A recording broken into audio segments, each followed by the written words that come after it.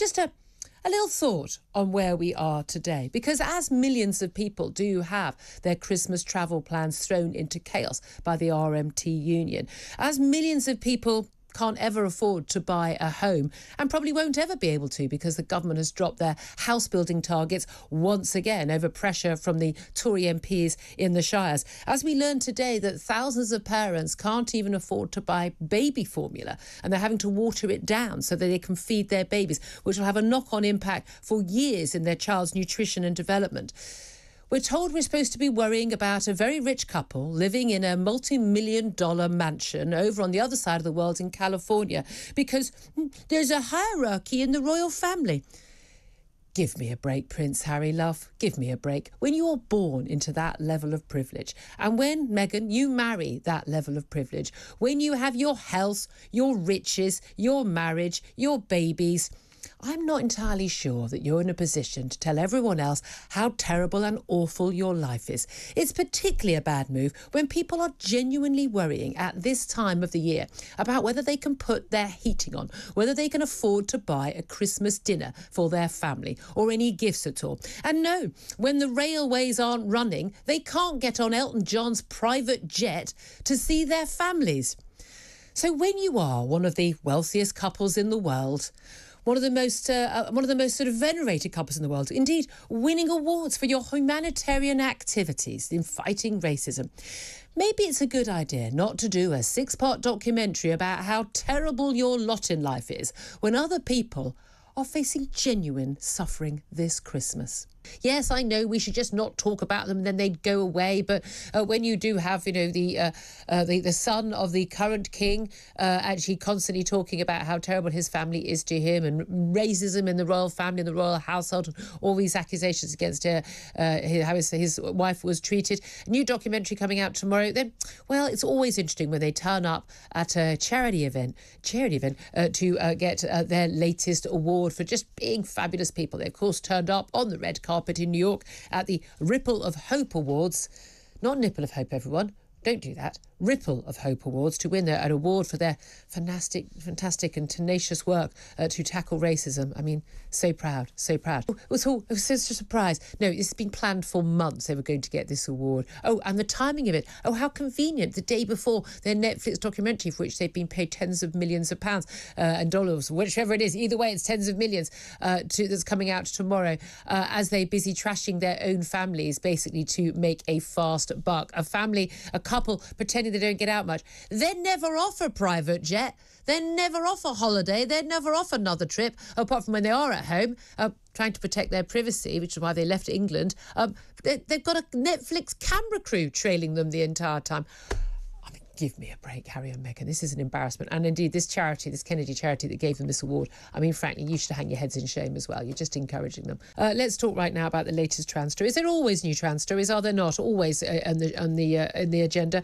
And one extraordinary story that's emerged over the weekend, that a senior figure of Britain's biggest arts quango, that's the Arts Council, funded entirely by you and me and our taxes, has branded a gay and lesbian charity, the LGB Alliance, as divisive and anti-trans. They talked about how it was a cultural parasite, glorified hate group and had neo-Nazi supporters. This, quite by coincidence, happened just before a £9,000 Arts Council grant to make a film for the Queen's Platinum Jubilee was withdrawn over these claims of transphobia by the group. Well, these comments have now emerged at a meeting of 400 Arts Council staff. They're from Deputy Chief Executive of the Arts Council, Simon Meller.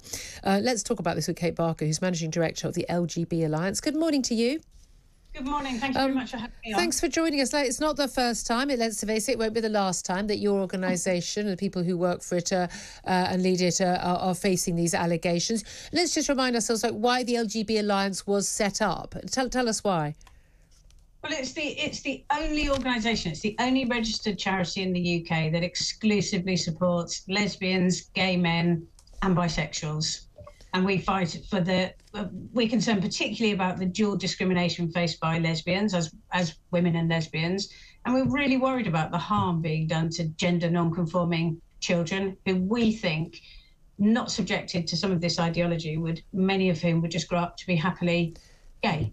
And there's lots of evidence of that. And again, there's this idea that we've got Stonewall, which was the foremost, most well-funded and prominent and influential gay charity, as previously had been, representing gay people, now representing gay and lesbians and trans people, but has actually stated quite clearly that, a trans woman is a woman, a trans man is a man, and for all intents and purposes is sort of accusing, lesbians of being transphobic if they refuse to sleep with a, quote, lesbian with male genitalia. I mean, we're in a very mad world that an awful lot of people would just say, what are you talking about? This is insane. But this is real and it's happening right now. So I've one very supportive of your organisation representing the rights and the needs and risks afforded to people who are just purely gay as opposed to other issues.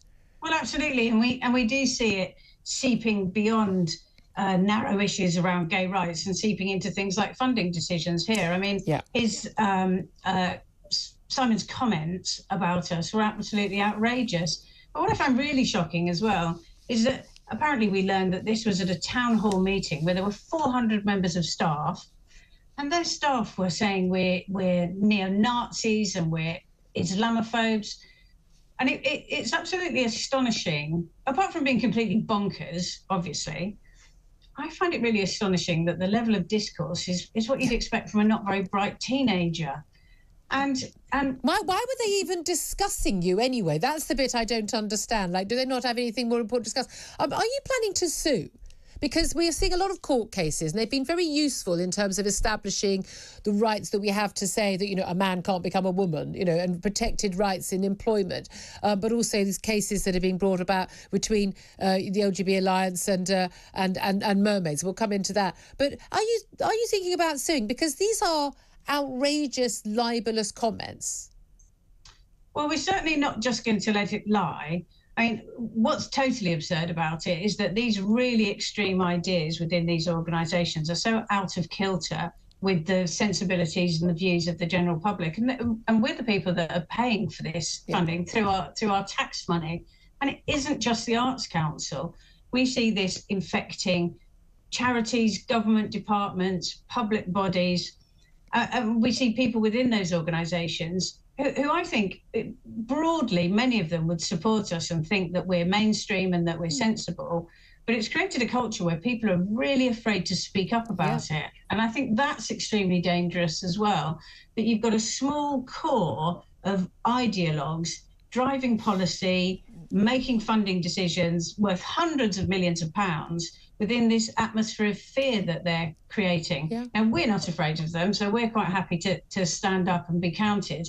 But then we have to face the vitriol that we get in return. And I think that's why people would call us homophobic or transphobic or Islamophobic, because they're afraid that we're derailing the narrative. We're saying, the emperor has no clothes. It's ridiculous. What you're saying is crackers. And also what they're saying is, but the vast majority of people in this country think these ideas are mad. But you say they've taken hold in the media. They've taken hold at places like Ofcom. Hi, Ofcom. They've taken hold in all of these big quangos, all of these big charities, in the heart of government, in big business, the HR departments. There seems to have taken over. And yet these are not majority of views. If you ask most people, can a man become a woman? Is a trans woman a woman? No, they don't think that. Do you think a man with a penis should be able to walk into a girl's toilet? No, they don't think that. These things are, is a lesbian transphobic and a bigot because she won't have sex with someone with a male body, i.e. what we used to call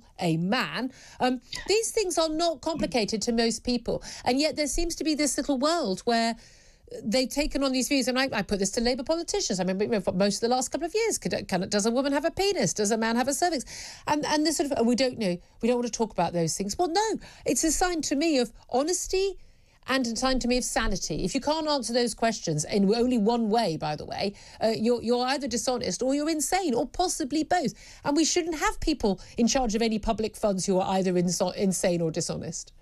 Just want to have a word about Strep A because, let's face it, parents sending their kids to school every day wondering whether or not they're going to come home with a deadly disease. Oh, well, we seem to have been there for the last few years, have we not? Except, of course, COVID was always a very low risk to children. Strep A, though, is a much higher risk. 7 children now have died from this disease. Absolutely terrifying for so many parents. But what is more terrifying is that many medics and scientists are saying that actually the outcome, the 5 times increase in the number of Strep A cases among children, is likely to be a result of basically, well, closing down society for 2 years, closing down schools, children unable to play with their friends, unable to mix freely with family members for all that time. They've lost so much of their immunity. They're now far more at risk of many ordinary diseases than they ever were. And the even more terrifying thing is that we knew that before schools were closed. We knew that before lockdown. That was why schools were not supposed to be closed. Chris Whitty and Patrick Vallance said we shouldn't close schools for some of these very reasons, not just the impact on physical health, mental health, education, all of the above. There were good reasons to not close schools, and yet they did it anyway, just as they put masks on their children. According to Matt Hancock's new diaries, we learned that masks went on children in classrooms in England in 2020. Why? Well, because Nicola Sturgeon had done it in Scotland, and, well, they decided to go ahead as well, despite no physical evidence and scientific evidence that suggested it was necessary, because, of course, it wasn't necessary, and indeed it actually had negative, harmful effects on children rather than benefiting them. So we do these policies, we do these things, we know the risks, and yet our government ministers, our medics, our scientists do it anyway. What does that tell you? Does that tell you that we are safe in their hands when our children now are more at risk than they've ever been from ordinary childhood diseases because of a policy which we were told was spent to not just protect the NHS, but protect our families as well? One thing we must never, ever do is forget what they did to us and what they did to our children. And we must never, ever forgive them until they actually stand up in front of us behind those podiums that we saw so often during the COVID crisis and say, we were wrong, we knew we were wrong, and we did it anyway, and we're sorry, and we will never do it again. And until the day they do that, never forgive and never forget.